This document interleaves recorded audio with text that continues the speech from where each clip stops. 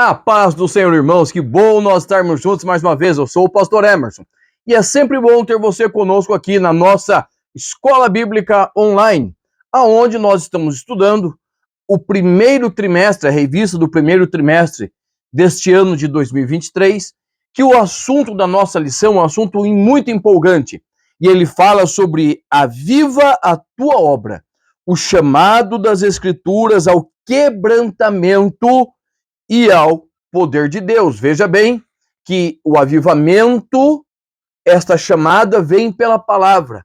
E esta palavra, ela nos leva ao quebrantamento. E este quebrantamento, ele nos confere poder de Deus para realizarmos a obra do Senhor. E nós já estamos na lição de número 5. Eu vou deixar aqui embaixo na descrição, certo? Os links de todas as outras 4 aulas que passaram, porque elas são um conjunto, né? Você precisa estudar todas elas para ter um panorama completo do que nós estamos vendo na lição, na primeira revista de 2023. Hoje, a nossa lição é a lição de número 5, e o tema é o avivamento na vida. Veja bem, avivamento na vida da igreja. Ou seja, o avivamento na igreja em seu cotidiano, certo? Não aquele avivamento do culto, não aquele avivamento que acontece quando nós temos campanhas de oração. O avivamento na vida, circule aí, e quando você for falar na sua classe, você for dar aula, frise para eles a questão da vida, certo? Ou seja, no cotidiano da igreja. O nosso texto áudio encontra-se em Atos, capítulo 2, versículo 4, e ele nos diz bem assim: e todos foram cheios do Espírito Santo e começaram a falar em outras línguas, conforme o Espírito Santo lhes concedia que falassem. Atos, capítulo 2, versículo 4. A verdade prática diz assim: ao longo dos anos, a igreja experimenta avivamentos por meio do batismo no Espírito Santo e da atualidade dos dons espirituais. Essa verdade prática já dá uma cutucadinha do que nós vamos falar, no terceiro ponto do primeiro tópico, certo? Nós vamos falar a questão dos cessacionistas. É um negócio assim, bem interessante nós pararmos e pensarmos, tá bom? Então fique conosco. Vamos lá para a nossa lição. E eu quero deixar um convite para você. Se você ainda não é inscrito no nosso canal, eu queria pedir para você, se inscreva aqui embaixo. Tem um botãozinho inscrever-se. Isso nos ajuda muito. Nós estamos chegando perto dos 2.000 inscritos. E isso é uma grande alegria, porque são 2.000 irmãos que estão aprendendo, estudando a palavra de Deus conosco. Outra coisa, também deixa aí um comentário. Irmão Emerson, estou gostando da tua aula. Não estou gostando. Tem irmãos que às vezes falam, irmão, até esses dias, o irmão Rodrigues, ele colocou, irmão Emerson, o senhor podia postar a sua aula tal dia, né, e mais cedo, ou seja, nós já estamos ouvindo, né, o comentário do nosso irmão Rodrigues, nós já estamos postando na segunda, no máximo na terça-feira. Então deixe seu comentário, deixe seu like, certo? Compartilhe, tem um botãozinho compartilhar, envie para mais pessoas, né, o nosso canal, abençoe a obra de Deus e nos abençoe também, certo? O nosso primeiro tópico, ele diz assim, ó, o batismo no Espírito Santo, público-alvo. Preste atenção, a Bíblia vai deixar muito clara, certo? Que o batismo com o Espírito Santo é para todos. Não vamos olhar simplesmente para o livro de Atos. Vamos voltar lá para o profeta Joel, aonde ele vai falar, né, Joel 2:28, aonde ele vai falar sobre a descida do Espírito Santo, sobre a vinda do Espírito Santo. E Joel vai dizer o seguinte, que este Espírito viria sobre todos, pais, filhos, servos, livres, e para todos que o Senhor chamar. Pedro, o apóstolo Pedro, pastor Pedro, vai repetir todas essas palavras, dizendo que o batismo com o Espírito Santo é para todas as pessoas. Nós vamos ver isso acontecer em Atos dos Apóstolos, quando Pedro ele vai na casa de Cornélio. Cornélio não era crente, Cornélio ele era um gentio, ele era romano. E Cornélio era um homem muito fiel a Deus, já servia a Deus no judaísmo, e o Senhor revela a Cornélio que ele deveria chamar a Pedro, que Pedro ia contar para eles tudo aquilo que ele precisava fazer. Ele chama Pedro, Pedro vem, certo? E a Bíblia é muito clara em dizer que quando Pedro começa a falar, o Espírito Santo vem, enche, batiza, e Pedro fica assustado, porque até então o batismo no Espírito Santo só vinha sobre judeus. Hoje não, todos estão recebendo. Outro texto importante de você ler na sua aula é Atos, capítulo de número 19, a partir do verso 1. Eu vou ler no texto da Bíblia NAA, Nova Almeida Atualizada, que ele é muito prático para nós entendermos a palavra do Senhor. Diz assim: e aconteceu que, enquanto Apolo estava em Corinto, Paulo, tendo passado pelas regiões mais altas, chegou a Éfeso, encontrando ali alguns discípulos, e perguntou-lhes: vocês receberam o Espírito Santo quando creram? Ao que eles receberam. Pelo contrário, nem mesmo ouvimos que existe Espírito Santo. Paulo perguntou: então em que batismo vocês receberam? Eles responderam: o batismo de João. E Paulo explicou: João realizava batismo de arrependimento, dizendo ao povo que cresce naquele que viria depois dele, a saber, em Jesus. Eles, tendo ouvido isto, foram batizados em nome do Senhor Jesus. E quando Paulo impôs-lhes as mãos, o Espírito Santo veio sobre eles, e tanto falavam em línguas quanto profetizavam. E era ao todo 12 irmãos. Então, veja bem, por que esse texto é tão importante? Porque esse texto vai mostrar para nós a sequência da nossa lição do tópico 1, o chamado abrangente de Jesus. Para quem o batismo do Espírito Santo é destinado? Para todos aqueles que creem em Jesus, que passaram pelo processo de arrependimento. Então, nós vamos ter aqui no tópico 1, no subtópico 1, três pontos que precisam ser frisados a respeito para quem é o batismo com o Espírito Santo. Primeiro, para quem é o batismo com o Espírito Santo? Para todos os salvos, para quem passa pela experiência da salvação. Segundo, é para todos aqueles que obedecem a Deus, certo? Andam em obediência à palavra. Terceiro, é para todos os que se santificam. Salvação, arrependimento, obediência à palavra. Terceiro, santificação. É para estes que o batismo com o Espírito Santo ele foi enviado. As primeiras manifestações a respeito do batismo com o Espírito Santo vieram para quem? Para os 12, para os 120 que estavam no cenáculo. Tá? Lembra da história? Atos capítulo 1, Jesus mandou que eles fossem para o cenáculo. Eram quantos? Aproximadamente 500 irmãos. Isso no dia da Páscoa, no dia da ressurreição. Jesus passou 40 dias quase com eles e foi assunto ao céu. E falou, ó, ficar em Jerusalém, até que do alto sejais revestidos de poder. Atos capítulo 1, versículo 8.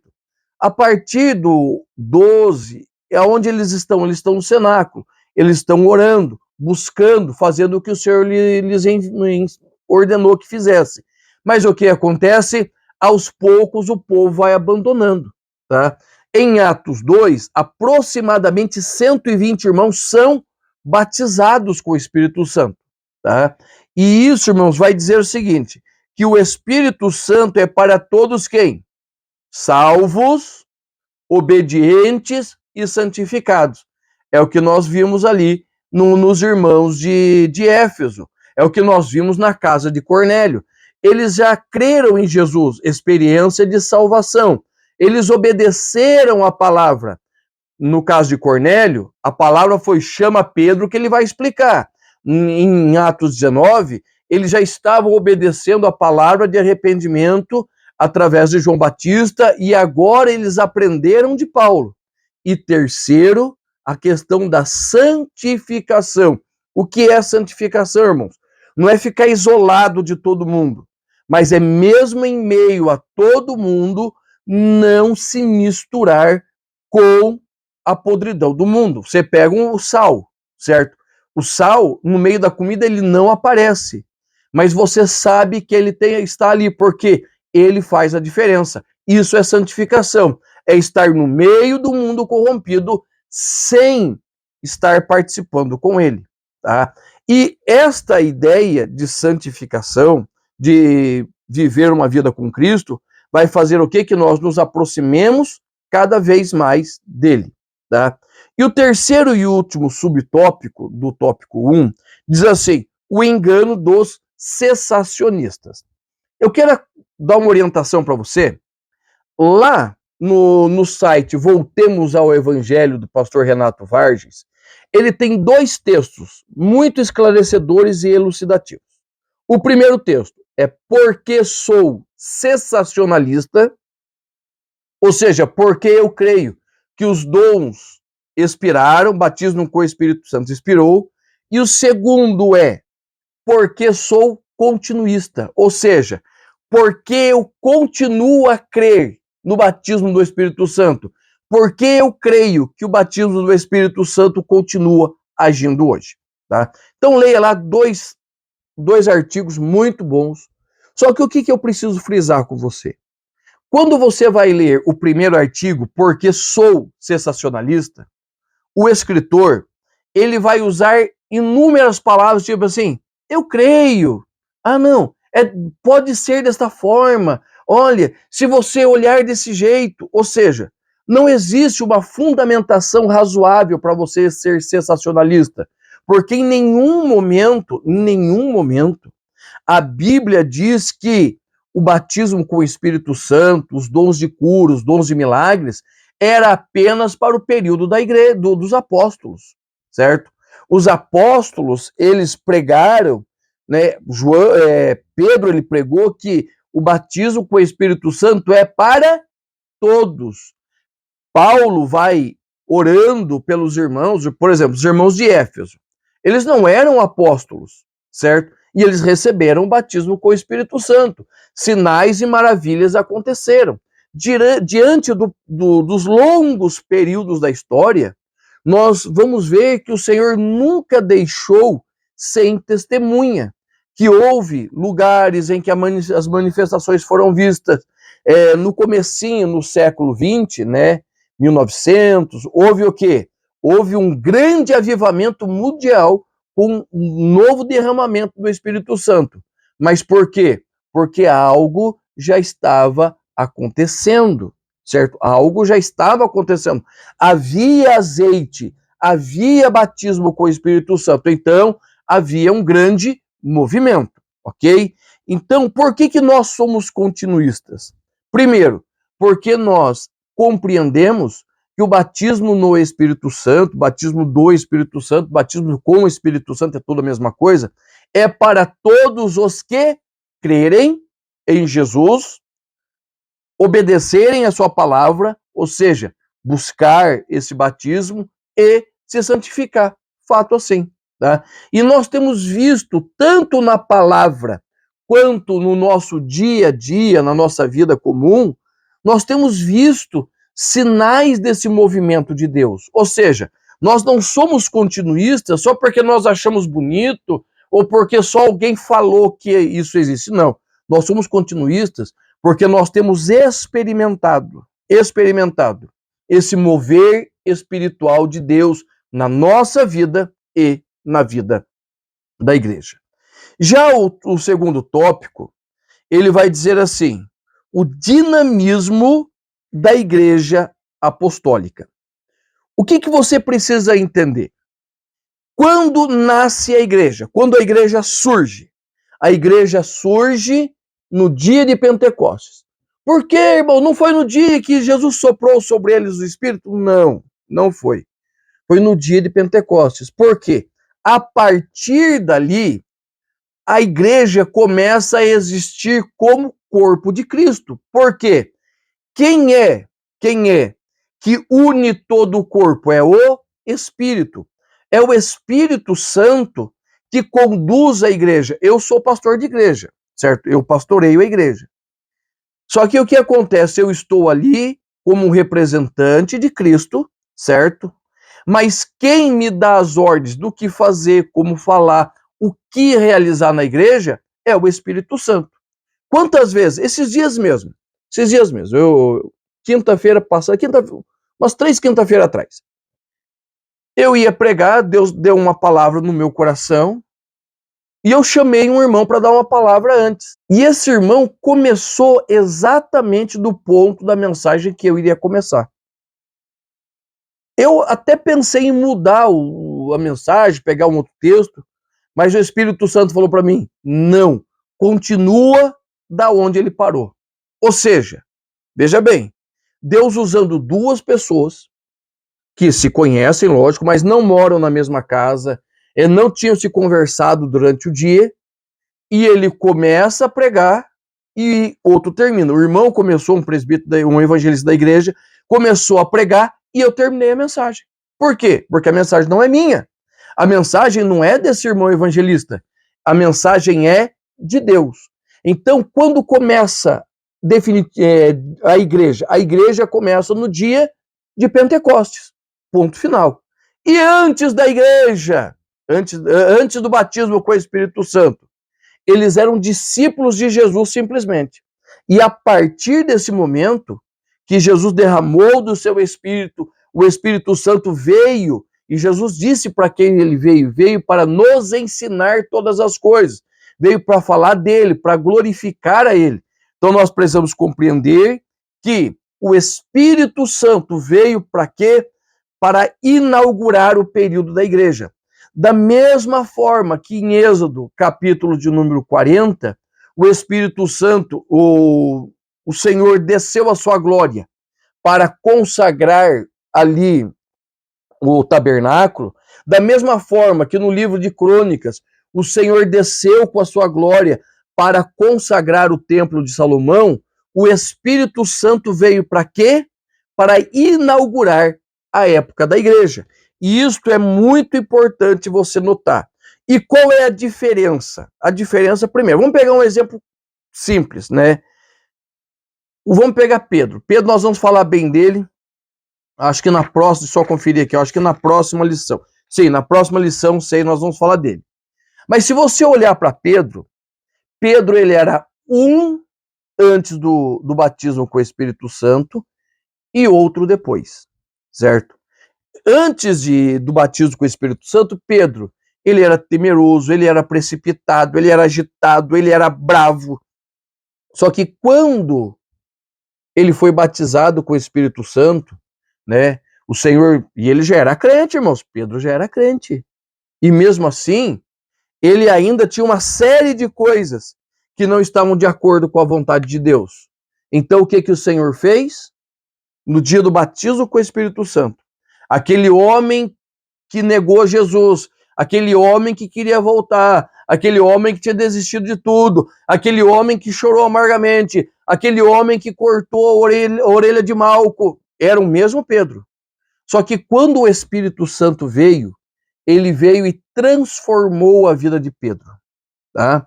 Pedro já havia tido um outro encontro com Jesus, Jesus o chamou para apacentar as suas ovelhas, mas quando Pedro recebe o revestimento de poder, ele se torna o quê? No pastor Pedro, no apóstolo Pedro. E ele vai conduzir a igreja a quê? A perseverar na presença do Senhor. Aí, nós vamos ver o quê? Antes do batismo com o Espírito Santo, 120 irmãos reunidos, tremendo de medo com a porta fechada. Todos temerosos. Depois do batismo com o Espírito Santo, Atos capítulo 4, 5, 6 e adiante, todos com uma tremenda autoridade da parte de Deus, vontade de fazer a obra do Senhor. Isto é a obra do Espírito Santo em nós. certo? Nos levar a esse dinamismo, esse poder. Nós falamos na aula passada, com mais detalhes, se você quiser assistir na aula de número 4, a palavra poder aqui na lição é dinamis, que vem de dinâmico, ou seja, que é muito, vamos dizer assim, agitado, que faz muitas coisas, vem de dínamo, gerador de energia, dinamite, aquela energia que causa explosão.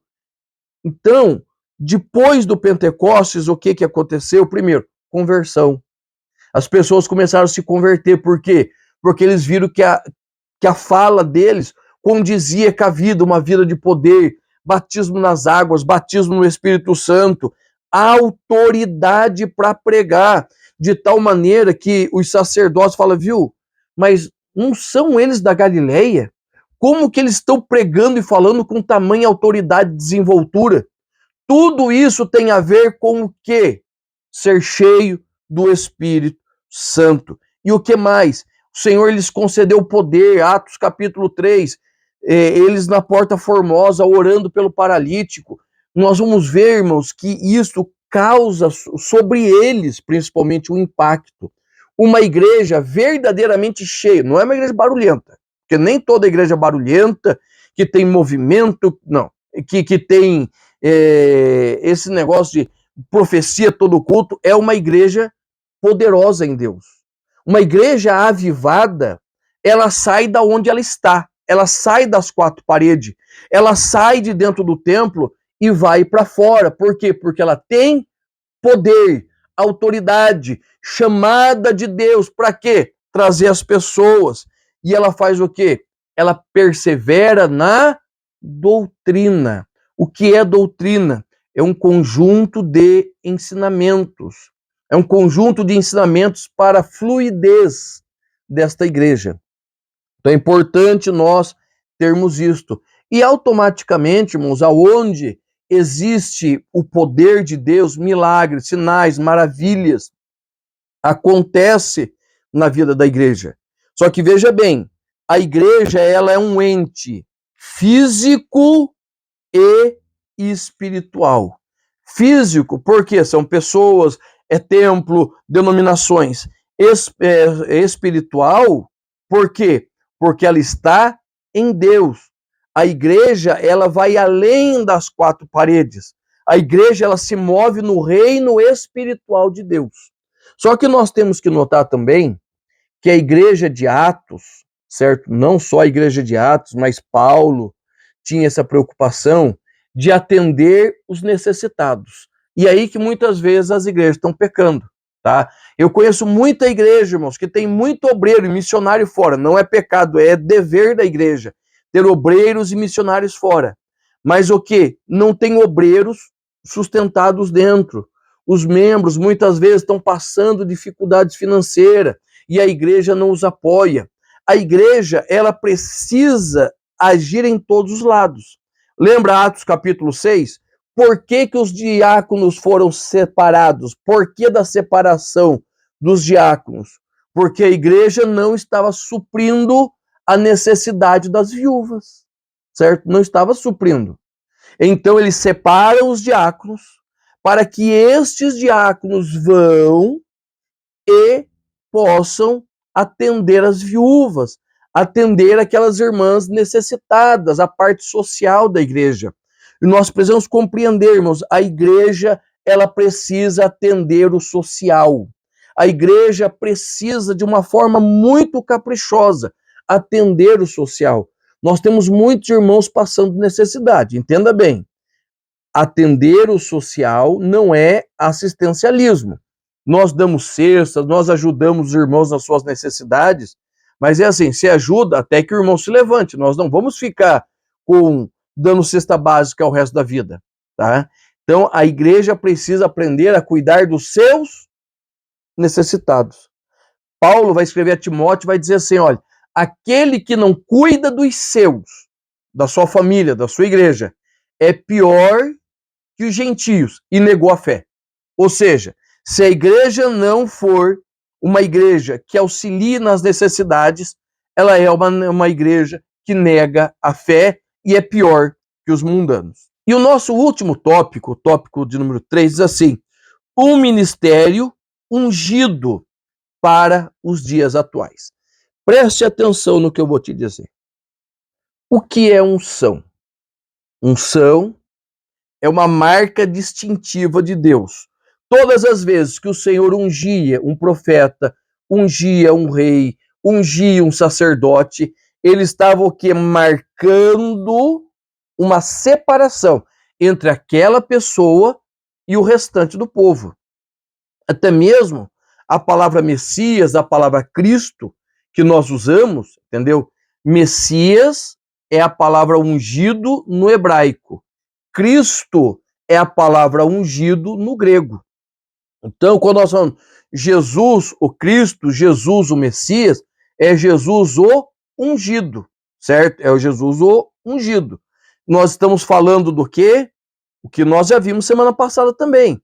Isaías capítulo 61, versículos 1 e 2. Para que o Senhor ungiu? Pregar a liberdade dos cativos, dar vista aos cegos, apregoar o dia aceitável do Senhor. Ou seja, a ideia de ungido aqui é alguém que é separado. Como ter um ministério separado, um ministério propício para realizar a obra do Senhor? Primeiro, você precisa buscar a unção de Deus. Irmão Emerson, como que eu busco a unção de Deus? Não sei. Credo? Não sei. A única coisa que eu sei que Emerson, eu preciso orar, eu preciso jejuar, eu preciso me afastar do mundo, tá? E eu preciso compreender que eu fui chamado para realizar a vontade do Senhor. É isso que eu sei, né? Porque hoje se dá da fórmula mágica. Não! Você precisa jejuar tantos dias, jejum de Daniel, jejum... Irmãos, veja bem, jejum é simplesmente para você massacrar a tua carne, certo? Ah, eu vou fazer jejum para ser cheio de poder. Tá errado. Jejum é para quê? Massacrar a carne. É para isso que serve o jejum. A partir do momento que você começa a jejuar, você está dizendo, Senhor, ó, eu deixo tudo de lado para focar no Senhor, tá? Quando você está jejuando, você está focado. Você não fala mal da vida dos outros. Você não repara nos outros. Você é tolerante. Então, o jejum não é para você ser poderoso em batalha. É você se preparar para a batalha. Porque quando você tiver que batalhar, o Senhor desce e batalha com você e por você. Isso é o jejum, tá? Então, a unção, primeiro, como alcançar a unção? Jejum, oração, simplicidade, humildade, certo? Sem muita vanglória. É deixar que o Senhor seja glorificado em tudo. Depois, o que nós precisamos fazer? Nós precisamos nos colocar na presença do Senhor. Pedir que o Senhor venha estar conosco, que o Senhor venha falar conosco, venha nos orientar como servi-lo, compreender, porque tem gente que quer pregar, mas o ministério dele não é pregar. Tem gente que quer pastorear, mas o ministério dele não é pastorear. Às vezes o ministério dele é dar aula de escola dominical. Às vezes o ministério dela é servir na cozinha da igreja. Todo mundo pode pregar, mas a chamada é ser usado por Deus na sua chamada. A igreja precisa compreender que muitas pessoas, Deus vai te dar um grande ministério. O que é um grande ministério? Conte para mim. O que é um grande ministério? Nós temos um grande evangelista, né, no século de 19 e 20, chamado D.L. Moody, um dos maiores pregadores. Só que é o seguinte, ele ganhou milhões e milhões de pessoas para Cristo. Mas sabe qual é o maior evangelista, um evangelista maior do que ele? É o professor de escola dominical que ganhou D.L. Moody para a igreja, para Cristo. Por quê? D.L. Moody ganhou milhões e milhões de pessoas. Aquele homem ganhou um homem que ganhou milhões e milhões de pessoas. O teu grande ministério não está em pregar para o mundo inteiro. Quem dera, o Senhor levante você, eu oro para que o Senhor te levante para fazer isso. Mas o teu grande ministério é servir a Jesus aonde você está, com aquilo que ele te chamou para fazer. E aí vem o quê? A autenticação. A chancela de Deus falou, ó, eu aprovo esse ministério, tá? Então, e o nosso ministério precisa fazer o quê? Glorificar a Jesus, precisa dar glórias a Deus. A igreja precisa ser um lugar que o Senhor seja glorificado. Que as pessoas do bairro passem e falem, puxa vida, que igreja legal, que povo legal dessa igreja, certo? Essa igreja representa Jesus. O ministério avivado na vida da igreja fala exatamente nesse contexto de vida social cotidiana, aonde quem olha para a igreja, olha para você, vê Cristo na tua vida, tá bom? Deus te abençoe. Na lição de número 6, nós vamos falar sobre o avivamento no ministério de Pedro. Eu te espero lá. Deus te abençoe, em nome de Jesus.